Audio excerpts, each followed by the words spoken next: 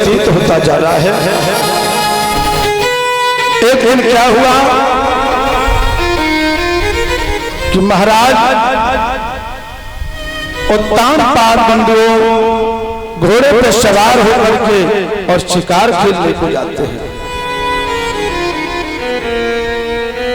जब महाराज शिकार खेलने गए, शिकार खेलते हुए राजा उत्तान पाद को बहुत समय हो गया, अंधेरा हो गया, रात हो गई। आज जब रात हो जाती है, शिकार खेल करके राजा वापस आ रहे हैं, तब तक इधर सुरची ने अपने महल का दरवाजा बंद करवा दिया था।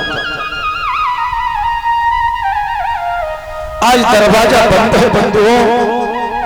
महाराज उत्तान पाद ने आकर के दरवाजा खटखटाया, सुरची दरवाजा खोलो, दरवाजा खोलो। लेकिन बंधुओं सुरची ने दरवाजा नहीं खोला, वो तो आराम से महलों में सो रही है। धन्य है जिसका पति बाहर गया और पत्नी को मालूम है वो लेट लपेट जरूर आएंगे, तो ऐसे नहीं सोना चाहिए। अपने पति का ध्यान रखना चाहिए कि हमारे पतिदेव आ रहे हैं। लेकिन उसने महलों का दरवाजा नहीं खुलवाया बंधुओं। आज उत्तान पाद ने अपना घोड़ा और मैया सुनीति की झोपड़ी की तरफ घुमा दिया है।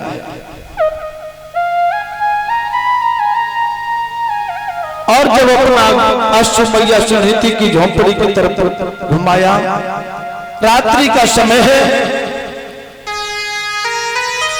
घोड़ा के टापों की आवाज सुनकर के मैया सुनीति झोपड़ी से बाहर निकल के आई। और जो ही बाहर निकल के देखा तो महाराज उत्तान पाद के हाथ में नगीन तलवार है।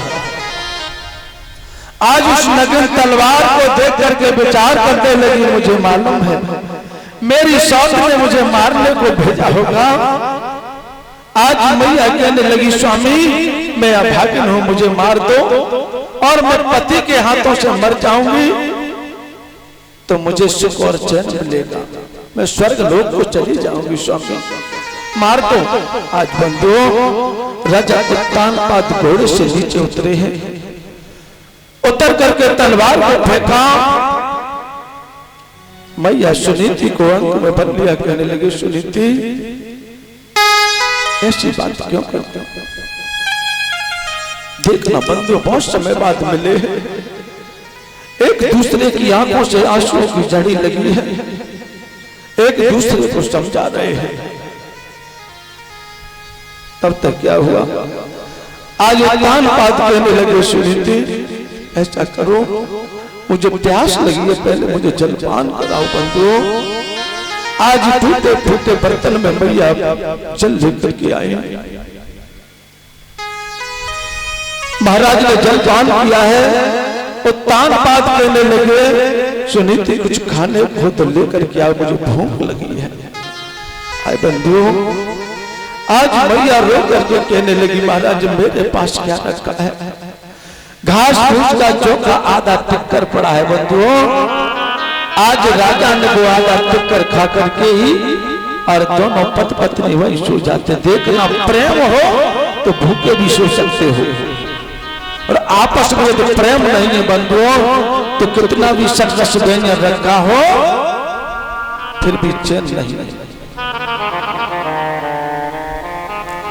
आज राजा उत्तान पाद रात को रुकते हैं और रुकने से उसी प्रसंग से और मैया सुनीति गर्भवती हो जाती है। बंधुओं महाराज उत्तान पाद चले जा रहे हैं, तब तक जो ही सुरची के यहाँ पहुंचे महलों में, सुरची कहने लगी, मुझे मालूम है तुम रात को क्यों नहीं आए, तुम मेरी सौत की आरोपी हो गए। देखना बंधु फिर भी उल्टी बात की। राजा उत्तान पाद ने कुछ नहीं कहा, गुस्सा को डांट करके रह जाते हैं। धीरे धीरे समय व्यतीत होता जा रहा है, समय अनुसार और मैया सुनीति ने उस झोपड़ी में एक छोटे से बालक को जन्म दिया है। उस बालक का नाम ध्रुव पड़ा है बंधुओं। उधर महलों में समय अनुसार सुरची ने एक लाला को जन्म दिया, उसका नाम उत्तम पड़ा है। तो महलों में उत्तम की सेवा में हजारों दास दासी लगे हैं और मैया अपने लाला की देख रेख स्वयं कर रही है। कौन रखा है उसके पास? धीरे धीरे समय व्यतीत होता जा रहा है, समय अनुसार, और दोनों बालक बड़े हो रहे हैं। जब दोनों बालक बड़े हो गए तो इन सभी बालकों के साथ में ध्रुव और आंख मिचोली का खेल खेल रहे थे बंधु। तभी टोली के सरदार ने कहा, भैया आज खेल जब होगा जब सब लोग अपना अपना नाम लिखाएंगे, अपने अपने माता पिता का नाम लिखाएंगे। आज सबने लिखा दिया। जो ही बेटा ध्रुव का नंबर आया, ध्रुव कहने लगा मेरा नाम ध्रुव है, माँ का नाम सुनीति है पर पिता का नाम नहीं जानता हूं बंधु। आज उस टोली से बाहर निकाल दिया, उसको नहीं खेलने दिया। बेटा रोता रह गया। धीरे धीरे समय व्यतीत होता जा रहा है। एक दिन ध्रुव और उत्तम के साथ में खेलते हुए और महलों में पहुंच जाते हैं। उधर राज सिंहासन पर उत्तानपाद बैठे हैं।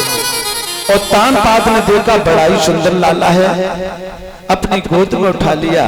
गोद में उठा करके कहने लगे, लाला तुम्हारा क्या नाम है? बोले मेरा नाम ध्रुव है। तुम्हारी माँ का क्या नाम है? बोले मेरी माँ का नाम सुनीति है, मैं अपने बबला का नाम नहीं जानता हूँ। आज उत्तानपाद कहने लगे, लाला मैं ही तेरा पिता हूँ। अरे मुझे मालूम भी नहीं है कि मेरा लाला इतना बड़ा हो गया। आज इसको गोद में खिला रहे थे, तब तक किसी चुगले ले जाकर के और सुरची से कहते कि तुम्हारे लाला को नीचे उतार दिया है, तुम्हारे बहन के लाला को अपनी गोद में ले रखा है, सौत के लाला को। आज सृष्टि लड़खड़ाती हुई आई, आकर के ध्रुव के कान पकड़ा और खदेड़ करके नीचे उतार दिया गोदी से। और उत्तानपाद से कहने लगी, तुमको शर्म नहीं है? इस गधे को तुमने और गद्दी पर बैठाया है। ध्रुव से कहने लगी, ध्रुव या तू इस गद्दी पर बैठना चाहता है तो पहले भगवान का भजन कर, फिर मर, और मरने के बाद तू इस गोदी और गद्दी का अधिकारी होगा। देखना बंधुओं, सुरची ने भक्त और भगवान दोनों की बेइज्जती की है। यदि वो जब कह देती कि मर के मेरी कोख से जन्म ले तो कोई बात नहीं, लेकिन उसने कहा पहले भगवान का भजन कर, फिर मर, उसके बाद मेरी गोद में कोख से जन्म ले, तब से गोदी और गद्दी का अधिकारी होगा। आज बंधुओं, जिस प्रकार से और डंडे की चोट खाकर के सर्प चला जाता है, उसी प्रकार आज वो लाला और फुसकार मारता हुआ, लाल लाल आंखें करता हुआ अपनी मैया के पास आता है। आज मैया ने देखा, बोली लाला ध्रुव क्यों रो रहा है, क्या बात है? आज लाला रो करके कहने लगा, क्या बताऊं मां? कहने लगे ध्रुव, मैया क्या बोले कि गोदी से उतारो मोए बैया मरोरी मेरी, और तो कान खेल मोए पार खदलो है कि गाली दीदी बहु भातो मैया क्या बताऊं तो, और थापड़ मार मार कान नैनन तरो है। मैया मुझ में थापड़ मारा है कि अंगुली दिखावे और कहती थी बार बार, अब अब यहाँ आयो तो खैर नहीं तेरी है। कि तातऊ सुनत रहे बोले ना कछु बैन, और मैया अब बताओ अब कौन भक्त मोरी है। आज लाला ध्रुव अपनी मैया से फूट फूट करके रोने लगे, कहने लगे मैया मैं पिताजी की गोद में बैठ गया था तो मौसी ने मुझे कान पकड़ के और नीचे उतार दिया है। आज बंधुओं मैया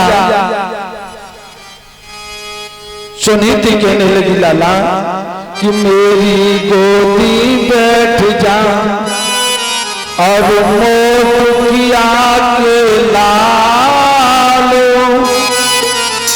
गोदी का दिल का कुमर तजते मन से क्या।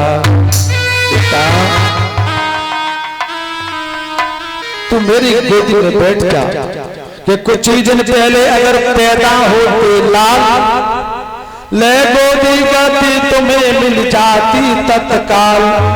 यदि बेटा कुछ दिन पहले पैदा हो जाता तो गोदी और गद्दी तुम्हारी थी।